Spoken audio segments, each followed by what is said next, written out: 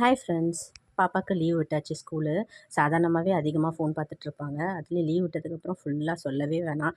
அதனால் ஏதாவது ஆர்ட்டு செய்ய, கிராஃப்ட்டு செய்ய அப்படின்னா நீங்கள் எனக்கு லிப்பான் ஆர்ட் கிட் கொடுங்க, அந்த ஆர்ட் வாங்கி கொடுங்க, இந்த கிட் வாங்கி கொடுங்கன்னு சொல்லிகிட்டே இருந்தா.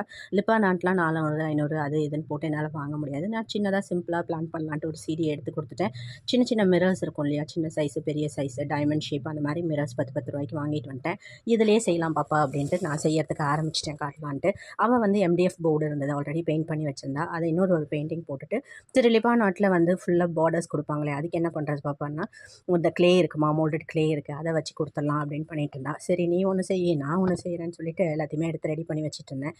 ஸோ ஒரு லேயர் என்ன பண்ணலாம், அடுத்த லேயர் என்ன பண்ணலான்னு யோசிச்சுட்டு சின்ன சின்ன மிரர் எல்லாத்தையும் ஃபஸ்ட் லேயரில் ஒட்டிக்கிட்டேன். அது ஒட்டுறதுக்கு ஏதோ ஒரு கம்மு கொடுத்தா. நம்ம காலத்தில் தான் ஃபெவிகாலு, கம்மு, மைதா தான், ஃபெவிகால் கூட கிடையாது, மைதா தான் யூஸ் பண்ணுவோம். ஸோ நான் ஃபஸ்ட்டு லைனை முடிச்சுட்டு செகண்ட் லைனில் சரி டைமண்ட் ஷேப்பை ஒட்டுவோன்ட்டு அதை ஒட்டிகிட்டு இருந்தேன். அவள் ஏதோ பாம்பு மாதிரி உருட்டுன்னு உருட்டி பார்டர்லாம் போட்டுட்டு பயங்கரமாக பண்ணிகிட்டு இருந்தா. சரி செய்ய 2 பேரும் மாற்றி மாற்றி ஷேர் பண்ணிவிட்டு செஞ்சிகிட்டே இருந்தோம். இப்படி தாங்க பசங்களை உட்கார வைக்க முடியும். அதாவது பொட்டை பிள்ளைங்கன்னா பரவாயில்ல, அழகாக உட்காந்துட்டு ஏதோ கொஞ்சம் நேரம் ஸ்பெண்ட் பண்ணிடலாம். இந்த ஆம்பளை பிள்ளைங்கள பட உட்கார வைக்கவே முடியாது.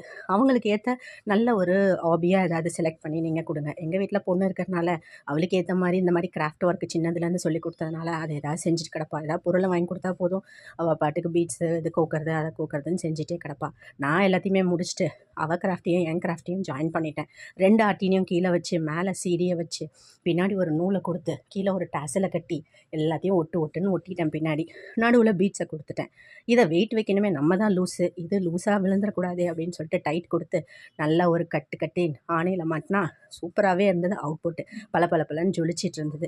இதோட அவுட்கம் சூப்பராக வந்தது. நடுவில் ஒரு ரோஸையும் ஒட்டி அழகாக மாட்டி விட்டுட்டேன் செவத்தில். எப்படி இருக்குன்னு சொல்லுங்கள் இந்த கிராஃப்டை. தேங்க்யூ.